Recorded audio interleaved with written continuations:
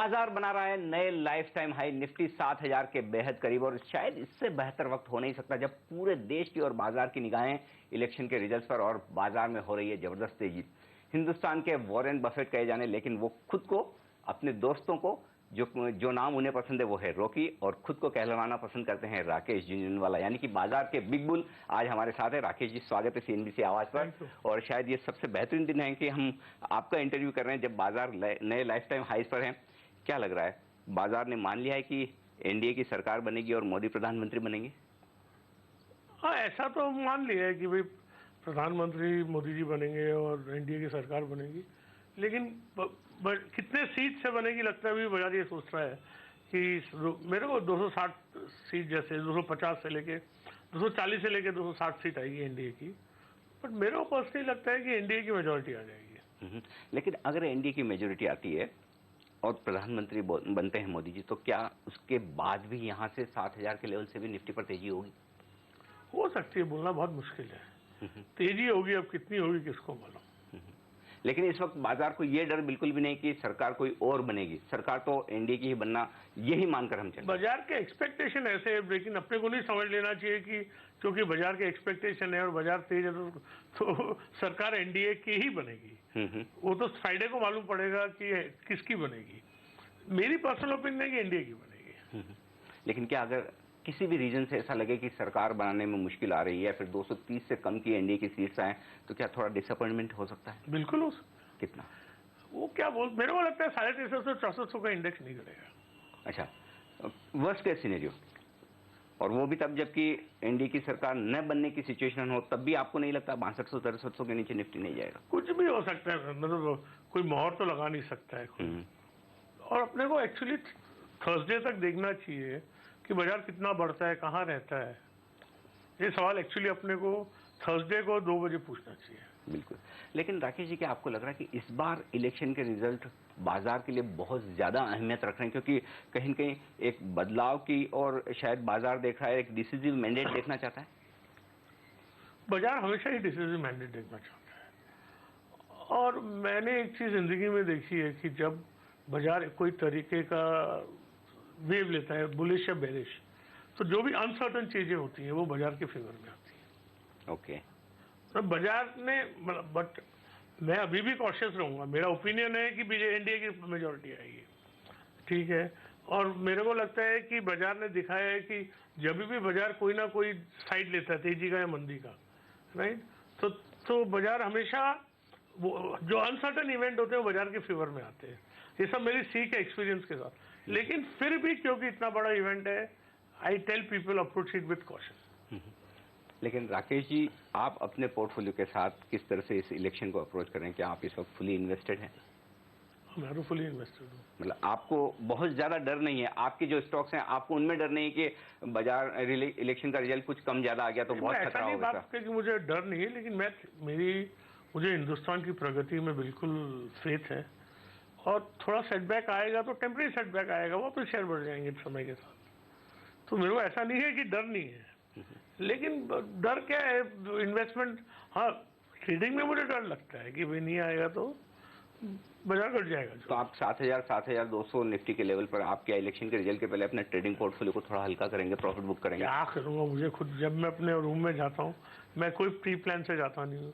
मेरे को खुद मालूम नहीं है मैं क्या करता हूँ, स्क्रीन को देख के रिएक्ट करता हूँ। लेकिन पर्सनली क्या राकेश झुनझुनवाला चाहते हैं कि नरेंद्र मोदी प्राइम मिनिस्टर बने, और यदि हाँ तो आपको क्यों पसंद है? दिल से, हर तरीके से मैं चाहता हूँ कि मोदी जी प्रधानमंत्री बने। मुझे इसलिए पसंद है कि India needs decisive decision making and India needs honesty. आप मोदी जी के जो मुझे बहुत अच्छे कर्म लगते हैं, कि क्वालिटीज लगती हैं, उनकी ऑनेस्टी, उनका डिसिसिवनेस, उनकी हर जगह लोगों की बात सुनना, सुन के समझना, फिर समझ के बहुत लोगों से बात करके समझ के उसका तरीका निकालना, और ये समझ लेना कि समय लगेगा, समय के लिए वेट करना। तो वो सब क्वालिटीज हिंदुस्तान में आई थिंक आर इनवैल्यूएबल। तो ऐसे में राकेश जी, क्या आपको लगता है कि एनडीए और मोदी की सरकार बनने के बाद ये सिर्फ 1500 की निफ्टी की तेजी वाला मामला नहीं है, क्या एक long bull run Indian market फिर से रिवाइव हो रहा है? 101%। मेरे को लग रहा है कि what we have started now and real कब स्टार्ट होगा, अभी भी स्टार्ट नहीं हुआ मेरे हिसाब से. Will be the mother of all bull markets. Okay. Right, like the one which Rakesh Nawala has also never seen in 25 years. It will be, and it will last for 5, 7, 10 years at least. Then, but the real bull market will start कि index ने 6400 जो previous top था वो cross कर दिया. ठीक है, अब इंडेक्स समझो जहाँ भी जाके रुके 7000, 7200, अब समझो 8 टॉप बन गया है या 8000 हो जाए, कोई भी फिगर हो. उसके बाद जब करेक्ट करेगा बाजार, कहीं ना कहीं जाके तो करेक्ट करेगा, तो 6400 के नीचे नहीं जाना चाहिए. और समझो बाजार 7500 पे रुकता है और वापस 6700 पे ही आता है, और फिर 7500 जब क्रॉस हो जाता है, तो राकेश वाला के वर्ड सही है कि यह बुल मार्केट एब्सोल्यूट डिसिसिवली चालू हो गया है. तो आप ये कह रहे हैं कि इलेक्शन के रिजल्ट के दिन शुक्रवार को 16 मई को न ऊपर की सर्किट लगेगी न नीचे की सर्किट, तो जो लोग बड़ा वो डर से या उम्मीद से बैठे हैं कि या तो 10% ऊपर सर्किट लगना है या 15 या 20% मार्केट गिर जाना है अगर एनडीए सरकार ने बने, ऐसा डरने की जरूरत नहीं. अनिल जी, शेयर बाजार हमेशा वो नहीं करता है जो सब डरते हैं. आपको किसने 2009 के इलेक्शन के पहले बोला था कि बाजार 5% भी बढ़ेगा? बिल्कुल नहीं. इसलिए बढ़ा ना. तो अब ये जो 10%, 20%, मेरे को लगता है कभी ऐसा हो जाए कि मार्केट फ्राइडे को रिजल्ट आने के बाद 100 पॉइंट की भी तेजी मंदी नहीं हो, पहले ही डिस्काउंट कर हो जाए.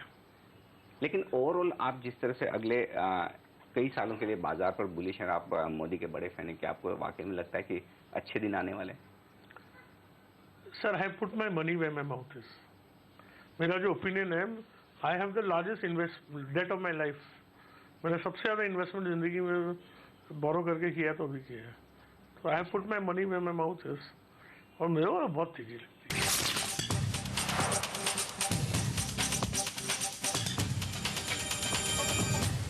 लोग कहते हैं मार्केट में, जो आपको फॉलो करते हैं, जो आपको जानते हैं, कि पिछले 6 महीनों में, 8 महीनों में अगर सबसे बड़ी तेजी किसी ने की तो वो राकेश झुनझुनवाला ने की है. वो मैं दूसरे क्या करते हैं मुझे मालूम नहीं है. लेकिन आप वाकई में पिछले 6-8 महीनों से काफी बुलिश हुए हैं मार्केट. हाँ, मैं बुलिश हूँ. 8 महीने से 10 महीने से बहुत बुलिश हूँ. और आप बुलिश कहाँ पर हैं? क्या आपको पसंद है इस मार्केट में? अरे, शेयर बाजार में बूफे है, 100 तरीके की डिशेज हैं, सब तो नहीं खा सकते हैं. जो डिश पसंद है खा लो.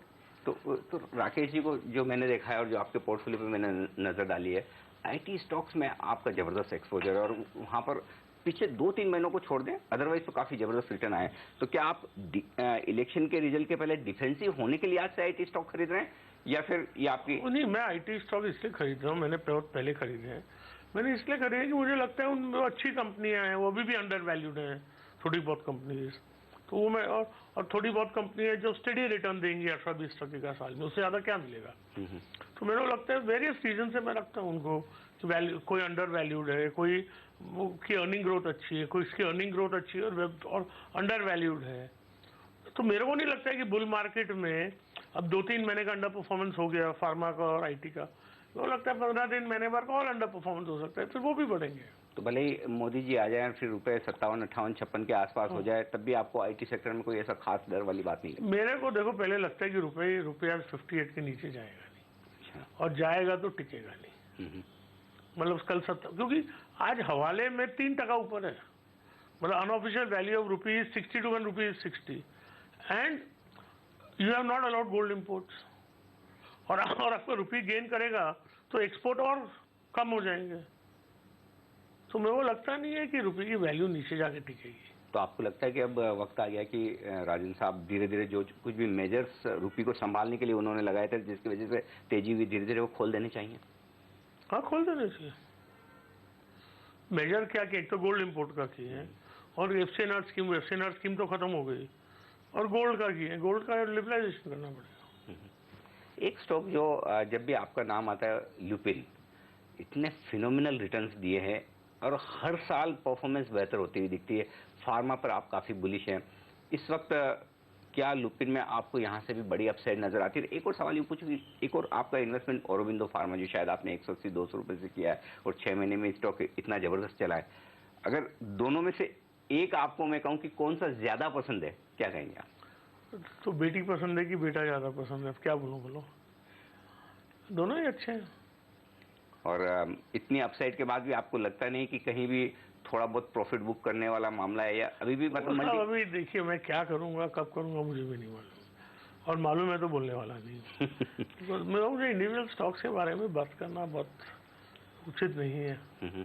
लेकिन पिछले 6-8 महीनों में जब से आप मार्केट पर बुलिश हुए राकेश जी, क्या कुछ आपने नया एडिशन किया है या फिर आपने कुछ ऐसे सेक्टर्स, ऐसे थीम्स, ऐसे स्टॉक्स आपने पसंद किए खरीद? मैंने बोला ना, मैंने यूनाइटेड स्पिरिट्स लिया था, DHFL लिया, एस्कॉर्ट्स लिया, फर्स्ट सोर्स लिया, हिंदुजा ग्लोबल, अरे बहुत लिस्ट है बड़ी, लंबी लिस्ट है। इनमें से कुछ एक स्टॉक्स में आपसे बात करना चाहता हूँ। केसोराम लिया, स्पाइस जेट लिया, उसमें पैसा लगा। Tata Motors, Escorts, auto space से या कमर्शियल व्हीकल स्पेस से, इस पर आप क्या इस स्पेस पर स्पेसिफिकली आप काफी बुलिश हो रहे हैं? नहीं, बुलिश वाला, इकोनॉमी रिवाइव होगी तो कमर्शियल सेक्टर, कमर्शियल व्हीकल तो सबसे ज्यादा रिवाइव होगा। And Telco is India biggest player, और Telco international performance is phenomenal. Telco की पी मारुति से आगे आधी है, नफा डबल है, यानी कि अपसाइड की गुंजाइश काफी ज्यादा है। लेकिन अगर जो लोग बोलते हैं कि भाई अगर मोदी जी आए हैं, सरकार बनी, उनकी तेजी होनी है, तो शायद बैंक्स ज्यादा चले या फिर इंफ्रास्ट्रक्चर स्टॉक्स ज्यादा चले, क्या आपको लगता है? मैंने इन्वेस्टमेंट किया इंफ्रास्ट्रक्चर स्टॉक्स में। एनसीसी आपकी लिस्ट में काफी लंबे समय से। हाँ, मैंने किया है। लेकिन क्या उस लेवल पर, उस तरह से, जैसा कि आप फार्मा IT पसंद करते हैं, उतना शायद आप बैंक अभी यार रिलेटिव में कितना इसमें क्या किया ना, वो सब मेरे बीवी को नहीं पता, तो आपको क्या बताऊं। राकेश जी, अब जहाँ फिर से बाजार पर एक बार आपसे राय लेते हुए कि जो लोग आपको फॉलो करते हैं, देखते हैं, और खासतौर से रिटेल इन्वेस्टर जो हमारा चैनल देखते हैं, बाजार से दूर अब तक लौटे नहीं है, क्या उनके लिए ये अब भी सही वक्त है या फिर इलेक्शन का इंतजार करें पैसा लगाने के लिए? देखिए, मैं सब रिटेल इन्वेस्टर्स को बोलता हूँ कि हर महीने लगाओ। आज नहीं, 2011 में जब बाजार खराब था, जब भी बोलता हूँ, आज भी बोलता हूँ, आप देखो 10, मतलब आपको जो प्रतिशत ठीक लगे, 10, 20, 25, 50, आपकी जो सेविंग है वो हर महीने शेयर बाजार में लगाओ, अच्छे फंड्स में लगाओ और हर महीने लगाओ। और मेरे को ऐसा लगता है we are going to have the mother of all bull markets. It's going to take time and this bull market is going to last. क्योंकि सबसे बड़ी चीज है कि कमाई बढ़ेगी, और हिंदुस्तान में किसके पास शेयर है? पर कोई लेता ही नहीं है। और FIs का जिस तरह से कमिटमेंट हिंदुस्तान के मार्केट में आ रहा है, क्या आपको लगता है कि इसमें कहीं कोई कमी आने की गुंजाइश नहीं है? या सकते हैं वो सब उनका, बट एक चीज है, आज भी उनका अंडर एक्सपोजर है। अच्छा, क्योंकि आप देखो इंडिया की जो GDP है वर्ल्ड के, भाई समझो इंडिया की GDP 2% है वर्ल्ड GDP, तो जो इंस्टीट्यूशनल पैसा इंडिया में 2% होना चाहिए ना, वो नहीं है। समय से होएगा। कुछ स्टॉक्स जिससे आपने एग्जिट किया, जस्ट डायल या HOEC, इन शेयरों पर आपसे राय लेना चाहता हूँ। आप कब, क्या मेरे स्टॉक्स के बारे में प्लीज जरा आप जनरल चीज के लिए भूलिए ना। नहीं, सिर्फ आप, मैं इस एंगल से पूछना चाहता हूँ, खाली आपका जो भी इन्वेस्टमेंट पोर्टफोलियो हो या फिर ट्रेडिंग पोर्टफोलियो, आप जनरली एग्जिट कॉल कब लेते हैं? कब आपको लगता है कि एक स्टॉक से क्या मालूम कब एग्जिट लूंगा, मुझे खुद मालूम नहीं। आप समझे ना, मैं आपको कल कुछ बोल दूं और परसों कुछ करता हूं, तो उसमें बहुत प्रॉब्लम होती है। As for SEBI law I should not do that, so I don't want to से।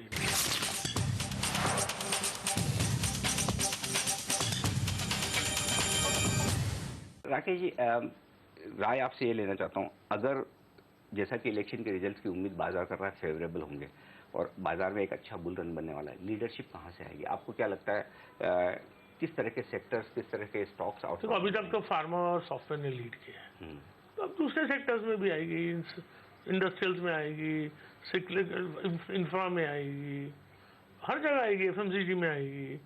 सी true bull market means everything will spread, relay race होती है, एक बढ़ता है, वो छोड़ता है, फिर दूसरा भागता है, ऐसे होने वाला है। और फार्मा और FMCG, जहाँ पर खासतौर से फार्मा में आपका अच्छा खासा इन्वेस्टमेंट है, ये जो लोग बोलते हैं कि शायद उतने PE मल्टीपल नहीं मिलने चाहिए या उतने वैल्यूएशंस नहीं मिलने चाहिए, उस स्टोरी में कोई दम नहीं है। वो सब क्या है कि अंगूर खट्टे हैं, जो लोग मिस कर चुके हैं तेजी को, समझ जाने का, बोलना नहीं। बिल्कुल। लेकिन राकेश जी, थोड़ा सा मार्केट से हटकर कुछ और आपसे बात करना चाहता हूँ, क्योंकि हमने इतने स्टॉक की बात की, सेक्टर्स की बात की, राकेश जी का अब तक जो वेल्थ बनी है आपकी, जाहिर सी बात एक स्टॉक मार्केट से बनी है। हाँ। स्टॉक मार्केट के बाहर राकेश जी कुछ इन्वेस्टमेंट्स कर रहे हैं? कर तो कुछ नहीं रहा हूँ, सोच रहा हूँ। बीवी को कुछ ज्वेलरी दिला दूंगा तो खुश हो जाएगी, तो मार कम पड़ेगी। कुछ किराए विराए की इनकम कर लूँ, और तो ऐसा तो कुछ होता नहीं है मेरे से। लेकिन जैसा आप ये कह रहे हैं कि क्या, चूंकि आपके अब ये क्या आप जो रेंटल इनकम वाली बात कर रहे हैं, या फिर इस तरह की क्या थोड़ा एक सेफ या ऑल्टरनेट सोर्स ऑफ रेवेन्यू बनाने की आप दिमाग में सोच रहे हैं, और ऐसा क्यों? हाँ, सेफ और ऑल्टरनेट, क्योंकि अब ठीक है यार, अभी कभी कोई कोई भी मेलो हो जाता है ना, तो ठीक है। अब जिंदगी में फिर भी आज 99% मेरे एसेट शेयर में है, उसके बाद 98.75% होगा, और कुछ नहीं होगा। क्योंकि राकेश जी को लोग जो जानते हैं, देखते हैं, वो बड़े एक एग्रेसिव, मतलब तो एग्रेसिव तो हुई ना, पकड़कर दौड़ाने वाले इन्वेस्टर। एग्रेसिव तो हुई ना, ब्याज ही ब्याज भरता हूँ। उस एग्रेशन में कहीं कोई कमी नहीं है। लीवरेज पोजीशंस राकेश जी अब भी बना रहे हैं। बिल्कुल। लेकिन राकेश जी, आपने एक मूवी भी बनाई थी, और टचवुड आपके बाकी इन्वेस्टमेंट्स की तरह वो इन्वेस्टमेंट भी बड़ा सक्सेसफुल। अब एक और मूवी बना रहा हूँ। अब और मूवीज आ रही हैं आपकी? एक आ रही है। कौन सी मूवी आ रही है राकेश जी? उसका नाम नहीं दिया अभी, अब उसमें अमिताभ बच्चन है, उनकी आवाज पे है। ओह, वंडरफुल। राकेश जी, इसके अलावा मैं एक चीज जानना चाहता हूँ आपसे, क्योंकि आप काफी चैरिटी भी करते हैं, पिछली बार आपसे बातचीत भी हुई थी, उस बारे में बताइए। क्या वहाँ पर आप और कुछ प्रोग्रेस कर रहे हैं, किस तरह से? प्रोग्रेस तो ऐसा कुछ नया कुछ नहीं है, जो पुराना था वो कर रहा हूँ, और क्या। एक और सवाल आपसे जो लेना चाहता हूँ मैं, वो ये कि पिछले 6-8 महीनों में कई बार मार्केट में लोगों ने ये बात की कि राकेश जी की हेल्थ कैसी है, क्या है। कई बार र्यूमर्स चलती है, बातें होती है। तो मैं जानना चाहता हूँ, और आप हमारे दर्शकों को बताएं, इस वक्त राकेश जी फाइनेंशियली तो एकदम फिट हैं, वेल्दी हैं, हेल्दी कितने? मेरे को माई हेल्थ, बिकॉज मेरी हैबिट्स अच्छी नहीं थी, मेरे को थोड़ा बहुत हेल्थ खराब हो गई थी, बट अब मैंने मतलब सब एक्शन लिया, एब्सोल्युटली फाइन, मतलब there is no problem at all. Rakesh ji, wrap up करें उससे पहले थोड़ा सा मैं आपसे एक बार फिर से मार्केट की तरफ आना चाहता हूँ। क्या लगता है, जो कुछ एक्शन होना है आज से लेकर 16 मई तक ज्यादा हो जाएगा, और 16 मई के बाद मार्केट ज्यादा स्टेबल, ज्यादा सेंसिबल नजर आएंगे किस तरह का? और क्योंकि आज से एग्जिट पोल भी आने बहुत मुश्किल है। मैं एक ही चीज बोलता हूँ कि बाजार बढ़ जाए तो don't assume India has come to power. Okay, you know India has come to power only on 16। तो इतना ही बोलता हूँ। ऑल्दो मेरा पर्सनल बिलीव है कि इंडिया आएगा और मेजोरिटी के साथ आएगा, और बीजेपी की अच्छी सीटें आएंगी। और आप क्या कुछ देखना चाहते हैं, अगर एनडीए पावर में आए तो क्या कुछ ऐसा सरकार को करना चाहिए जिससे कि लोगों का मार्केट में, इकोनॉमी पे फिर से लोग करेंगे, अपने कॉन्फिडेंस बढ़ता है? सर, अपने को मोदी जी को सिखाने की जरूरत नहीं है, वो समझते हैं सब, अपने आप करेंगे। नहीं, हमारी विश लिस्ट क्या हो सकती है? आपकी विश लिस्ट क्या है कि ये कुछ 2-4 काम? मेरी विश लिस्ट है करप्शन निकालो, गुड गवर्नेंस करो, पब्लिक सेक्टर ऑर्गेनाइजेशंस में इंडिपेंडेंस दो, इंडिपेंडेंट पॉलिटिशियंस को निकालो वहां से, आप समझे ना। फर्टिलाइजर सब्सिडी कम सब्सिडी करो, लेकिन पॉइंटेड सब्सिडी करो, राइट। पैसा, गवर्नमेंट का पैसा बराबर खर्च हो। आपने पीएसयूज की गवर्नेंस की बात की, ये एक इंटरेस्टिंग बात की, क्योंकि जनरली हमने देखा कि गुजरात के जो पीएसयूज हैं, गुजरात के जो स्टॉक्स हैं, उन्होंने कंपैरेटिवली दूसरे पीएसयू स्टॉक्स उसके मुकाबले में काफी बेहतर प्रदर्शन किया। क्या आपको लगता है कि ये केस बन सकता है कि अगर मोदी पावर में आते हैं तो उसके बाद पीएसयू स्टॉक्स बहुत बेहतर प्रदर्शन करें, इस उम्मीद में कि गवर्नेंस वहां पर सुधरेगी? ऑलरेडी कर रहे हैं, और गवर्नेंस सुधरेगी मेरे को लगता है। और खासतौर से जिस तरह से ये ऑयल मार्केटिंग कंपनियों के शेयर, शायद आपने बीच में कुछ खरीदारी भी की, क्या आपको लगता है कि यहाँ पर अब एक बड़ा गेम चेंजर हो सकता है? हो सकता है। ये बताइए कि अल्टीमेटली मार्केट में इन्वेस्टर्स के लिए आप क्या मैसेज देना चाहते हैं, जो आपको वाकई में क्लोजली फॉलो करते हैं? Have faith in India, invest in Indian equity. मेरा मतलब हर महीने इन्वेस्ट करो, और शेयर बाजार में एटीट्यूड 20-24% से ज़्यादा का रिटर्न नहीं आ सकता है, शानों को भी नहीं आता है।